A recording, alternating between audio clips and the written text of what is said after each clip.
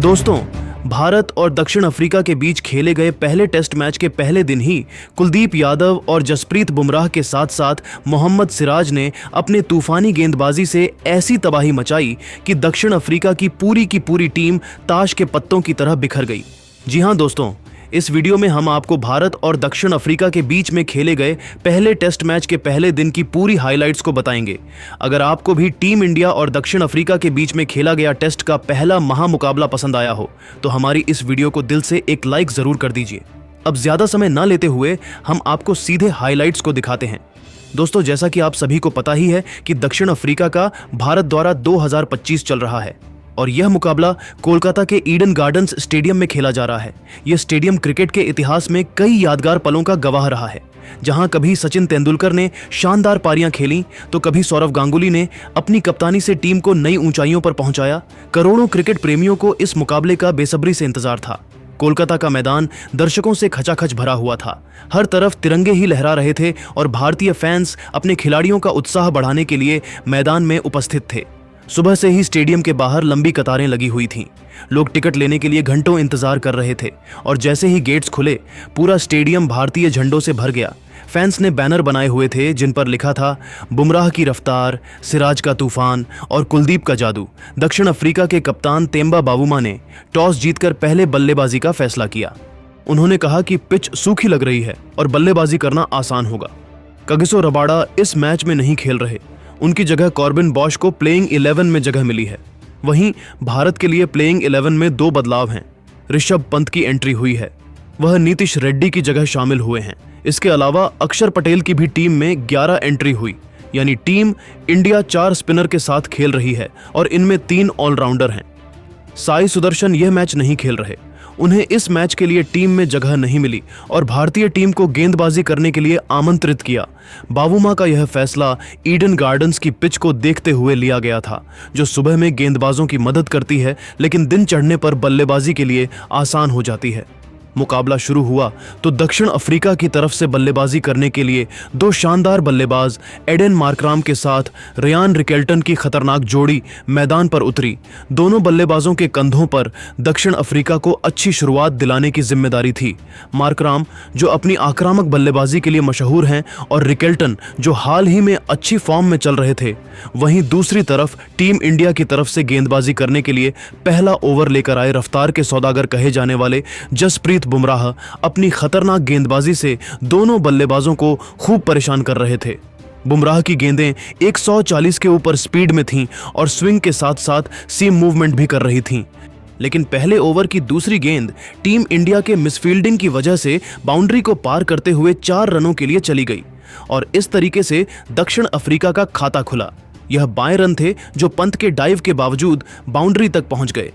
दूसरे ओवर में team India के कप्तान शुभमन गिल ने गेंदबाजी करने के लिए तेज गेंदबाज मोहम्मद सिराज को गेंद सौंपी। उनके सामने स्ट्राइक पर मौजूद थे रियान रिकेल्टन। सिराज की खतरनाक गेंदबाजी के सामने रिकेल्टन संभल कर बल्लेबाजी करते हुए अपना विकेट बचाने में लगे हुए थे। सिराज ने अपनी पहली गेंद पर ही रिकेल्टन को बीट किया। गेंद बाहर की तरफ निकल गई और पंत ने शानदार तरीके से गेंद को पकड़ धा। तीसरे ओवर की पहली गेंद पर सिराज ने चौका खाया। जब रिकेल्टन ने कट शॉट लगाया, गेंद पॉइंट के ऊपर से निकल गई और तेजी से बाउंड्री तक पहुंची। तीसरे ओवर की दूसरी गेंद पर फिर से रिकेल्टन ने पुश ड्राइव से चौका जड़ा। इस बार गेंद मिड ऑफ और कवर के बीच से निकल गई। इस बीच एडेन मार्कराम का अभी तक खाता भी नहीं खुला था, लेकिन 5वें ओवर की दूसरी गेंद पर सिराज ने मार्कराम को हाफ वॉली दी, जिसे मार्कराम ने स्ट्रेट ड्राइव से चौका लगाया। गेंद बुमराह के सिर के ऊपर से निकल गई और स्ट्रेट बाउंड्री तक पहुंची।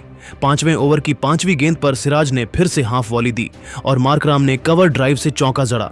इस बार जडेजा फील्डर थे, लेकिन गेंद उनके बाएं तरफ से निकल गई। 6ठे ओवर की चौथी गेंद पर सिराज ने मार्कराम को छोटी गेंद फेंकी, जिस पे मार्कराम ने कट शॉट पर चौका जड़ डहा। गेंद थर्ड मैन की दिशा में गई। 7वें ओवर की चौथी गेंद पर अक्षर पटेल ने मार्कराम को लेट कट से चौका खाया। गेंद शॉर्ट थर्ड मैन और स्लिप के बीच से निकल गई। 7वें ओवर की 5वीं गेंद पर अक्षर पटेल ने मार्कराम को कवर ड्राइव से चौका खाया। यशस्वी जायसवाल डाइव लगाकर भी गेंद नहीं रोक पाए। 9वें ओवर की दूसरी गेंद पर अक्षर पटेल को लेग साइड में मिसफील्डिंग से 4 बाएं रन मिले। गेंद पंत के बाएं तरफ से निकल गई। 9वें ओवर की चौथी गेंद पर अक्षर पटेल ने मार्कराम को डाउन द ट्रैक करके वाइड लॉन्ग ऑन पर छक्का जड़ दिया। गेंद स्टैंड्स में जाकर गिरी और दर्शक तालियां बजाने लगे। 10वें ओवर की तीसरी गेंद पर जसप्रीत बुमराह ने रेयान रिकेल्टन को गेंदबाजी की, जो अच्छी लेंथ पर थी और हल्की सी मूवमेंट के साथ अंदर आई। रिकेल्टन डिफेंड करने के चक्कर में गलत लाइन खेल गए और गेंद स्टंप्स पर जा लगी। स्टंप्स उखड़ गए और पूरा स्टेडियम बुमराह के नाम से गूंज उठा।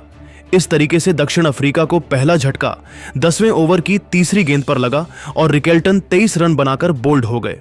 रिकेल्टन के विकेट गिरने के बाद अब एडेन मार्कराम का साथ देने के लिए मैदान पर उतरे मुल्डर ने आके कुछ हद तक पारी को एक छोर से संभाला और सधी हुई शुरुआत कर अपनी पारी को आगे बढ़ाया।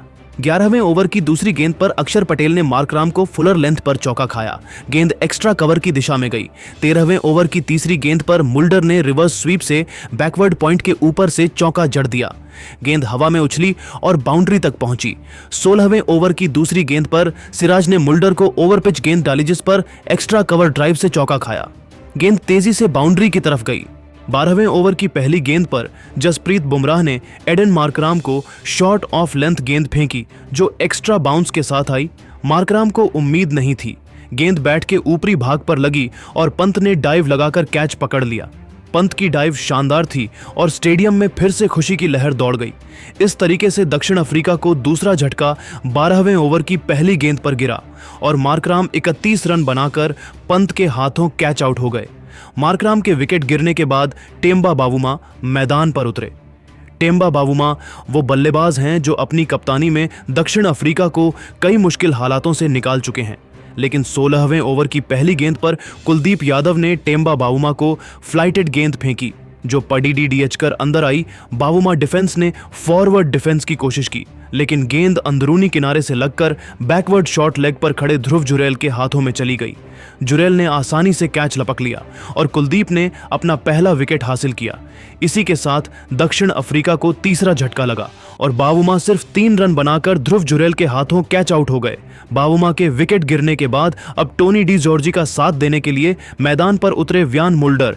21वें ओवर की दूसरी गेंद पर कुलदीप यादव ने टोनी डी जॉर्जी को फ्लाइटेड गेंद दी। डी जॉर्जी क्रीज से आगे आए और गेंद को हाफ वॉली में बदलकर मिड ऑफ के ऊपर से छक्का जड़ दिया।